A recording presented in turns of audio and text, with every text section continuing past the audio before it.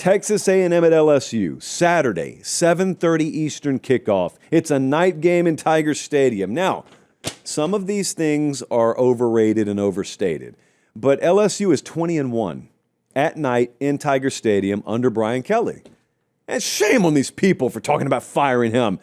Well, there is a follow-up, unfortunately, on this piece of paper in front of me. Brian Kelly, also 5-10 in ranked games.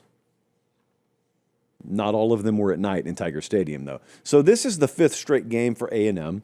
Back-to-back road stretch, second leg of a back-to-back road stretch. There's a lot of noise around LSU. Okay, well, how do we quiet that? Well, we quiet that by winning a football game. And it is a classic here we go again situation for LSU. Jesse, I don't know how many LSU previews we've done this year.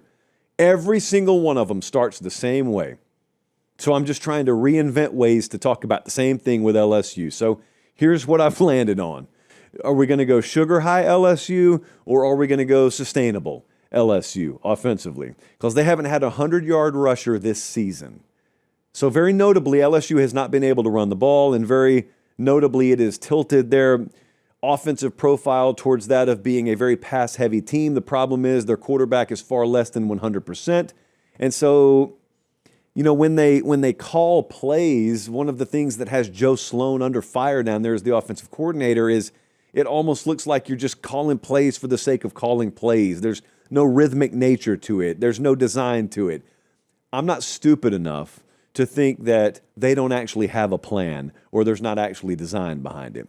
What I do believe is matchup-wise, the LSU staff is probably being outmatched by other defensive staffs. If I'm right about that, which I think I am, it doesn't get any easier. It's Mike Elko and his staff coming to town. So you've got your left tackle out if you're LSU, and yet you've still got to find a way to grind out some yards. Just any way possible. Can you achieve offensive balance? Can you make them respect the fact that you can run the ball? You're 117th in rush yards per game. And because of that, that leads to the fact that, and this is another paper popper, LSU has the lowest play action rate in the SEC. Why is that, kids? Well, because nobody thinks you can run the ball, so it's a waste of time to run play action. So not only can your quarterback not really throw it at his full potential, everybody knows when he's going to throw it too. So it's no coincidence that the offense stalls consistently. And if it's 3rd and 5+, if it's a bunch of obvious passing downs again, third paper pop here, A&M is 10th in pressure rate and 4th in sacks. And your left tackle's out. Did I mention that? Yes, I did. It doesn't hurt to mention it again. Now, LSU does have something going for him here, and that is two things, actually. Number one, it's college football. So desperation and talent can do some funny things to someone's performance. Number two, LSU's really good at busting the huge cap-buster plays. They're 15th nationally in plays of 50-plus yards offensively. They had one last week against Vandy. Now, the dude got tackled at the 1-yard line, and with LSU, that doesn't make it a foregone conclusion that they'll finish the drive, as we saw. But if you don't get that, I'm struggling to see where LSU finds enough offensive traction to win this game. But the follow-up to that is maybe LSU's offense struggles, but maybe American hero Blake Baker and his defense comes to play.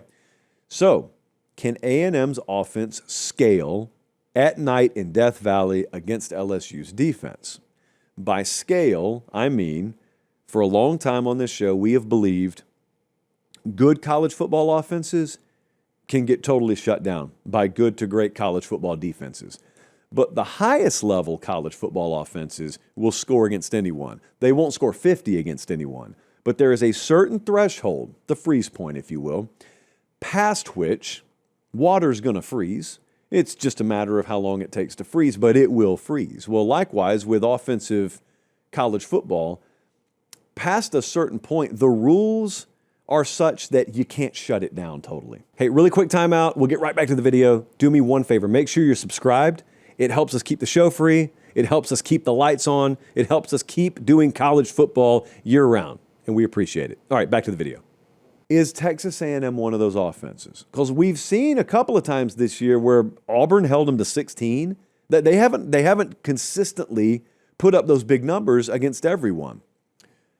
But they have the potential to. So if they play their A- or better game, question is, do they have the ability to scale that offense? And it's very multifaceted. They can run the ball well. They can throw the ball well. They've got a very dynamic dual threat quarterback, multiple high-level pass catchers. I think the outcome here is pretty Marcel Reed dependent. I think, I watched Diego Pavia against LSU last week, and he killed them with a lot of off-structure stuff, just the Diego Pavia stuff that's not written on any play sheet or grease board, just stuff that he made happen when the original play broke down. Well, Marcel Reed can do that, but also I think they can just create chaos through structure. So in many ways, it may be the toughest challenge of the season for LSU defensively. So that's something to watch. And then Texas A&M, they have probably as good a depth of weaponry as LSU has seen all year. And LSU's seen some good receivers. I don't think they've seen a collection of pass catchers / tailbacks, some of whom can catch the ball really well out of the backfield, that Texas A&M has. So A&M's going to feature theirs. You swing back to LSU and you ask, are you guys going to feature yours? If the name of the game offensively is getting the ball in the right hands of playmakers, why doesn't LSU get the ball in the hands of their playmakers more? That kind of goes back to what I was talking about there being a lack of discernible design behind the play calling, and it just looks like you're calling plays for the sake of calling plays. And this is pretty rudimentary stuff, because I don't really question play calling on the show. I've never really done it. But philosophically, anybody can question that. You don't have to know a whole lot about football to know, hold on, so you put 11 out there, and some of them have a job of blocking, and then there's some of them who just mainly run the ball. Some of them mainly catch the ball. There's one guy who throws it or hands it off, but you're trying to score, right? Yeah. So you want to have the ball in the hands of the people that give you the best chance to score, right? Yes. This is offensive football. It really doesn't have to be more complicated than that. Sometimes when you have the kind of skill that LSU has, they've made it more complicated than that. Also, it is more complicated than that. Let's take a look at what the model thinks. FanDuel has A&M as a 2.5-point favorite right now. Our model has it at a pick'em, because our model still respects LSU. There's a lot of dynamics in play here. Remember this. So we take into account many things. We take into account that LSU is at home in a desperation spot, so they're in a do-up spot off a loss. There's a lot of noise they need to quiet, so you're going to get an all-in effort from that coaching staff this week. You're going to get a back-against-the-wall effort, we think, from that roster this week. Second time on the road in 2 weeks is always a tough spot in college football. The whole Death Valley at night thing matters. I think the model may have overweighted that a little bit, because I took all of it into account, and I still think A&M is going to win the game and cover. So give me Texas A&M to win.